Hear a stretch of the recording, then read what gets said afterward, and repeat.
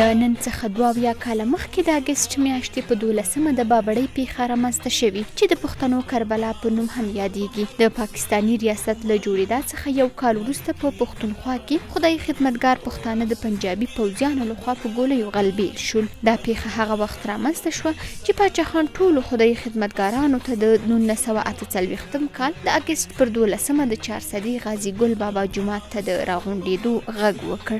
موخه دا وه چې هلته به ټول خدای خدمتګاران د پښتنو سره د پاکستاني ریاست د دوګوني چلن په اړه سوله ییز لاریون کوي. پاکستاني ریاست د پښتنو احتجاج په غبرګون کې د 1948 کال د اګست پر 12مه نیټه په بابړه کې د پښتنو پر احتجاج د برید امر وکړ. په دغه پیښه کې د شهیدانو پښتنو شمیر 950 کسان ښودل شوي او سلګونه نور پکې ټپیان هم شول. تاریخونه لیکي چې د پاکستاني ریاست لخوا امر شوی و چې په روغتونونو کې د یادې پیښې د ټپیانو درملنه هم ونیشي. د پاکستاني ریاست لخوا د یادو شهیدانو له کورنیو څخه د هغو ګولیو پیسې هم واخیستل شوې چې په خدای خدمتګارانو باندې چلیدلې وي. پښتنو خدای خدمتګارانو په دغه ورځ د فدا عبدالمالک لاندې شعر زمزمه کاوه: کفن په تخر کې د الله دربار ته ځمه، مرګیه مه راځه درځمه، مرګیه مه راځه درځمه.